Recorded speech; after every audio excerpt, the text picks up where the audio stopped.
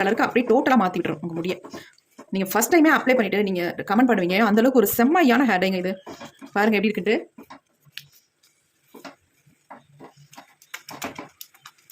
இந்த ஹேர் டையை நம்ம அப்ளை பண்ணிட்டு வர நம்ம முடி வந்து டோட்டலாக நல்லா கருகருனே மாறிடும். பாருங்கள் செம்ம ஹேர் டை. இப்போ நம்ம ஸ்டவ் சுவிட்ச் ஆஃப் பண்ணிக்கலாம். இந்த அளவுக்கு தான் நமக்கு கிடைக்கும். உங்களுக்கு தேவையான அளவு மருதாணி மட்டும் ஆட் பண்ணிக்கோங்க. நம்ம கையிலே எந்த அளவுக்கு பிடிச்சது இப்போ பாருங்கள் எப்படி இருக்குன்னு. மை மாதிரி இருக்குது பாருங்கள், கண்மை மாதிரி இருக்குங்க. சொல்லப்போனால் பெயிண்ட் மாதிரி உங்களுக்கு இருக்குது. அவ்வளோ அருமையான ஒரு ஹேர் டை இன்றைக்கி நம்ம ரெடி பண்ணியிருக்கோம். செம்மையாக ரிசல்ட் கொடுத்துருக்கு. கண்டிப்பாக இதை வந்து நீங்கள் ட்ரை பண்ணி பாருங்கள். கொஞ்சம் ஆறினதுக்கப்புறம் நான் கொஞ்சம் கையில் மட்டும் எடுத்து காட்டுறேன், ஆறட்டும். இப்போ நல்லாவே ஆறிடுச்சு பாருங்கள். ஒரு அருமையான ஹேர் டை நம்ம கண்டுபிடிச்சிருக்கோங்க. செம்ம சூப்பராக இருக்குங்க. பாருங்கள் எப்படி இருக்குன்ட்டு.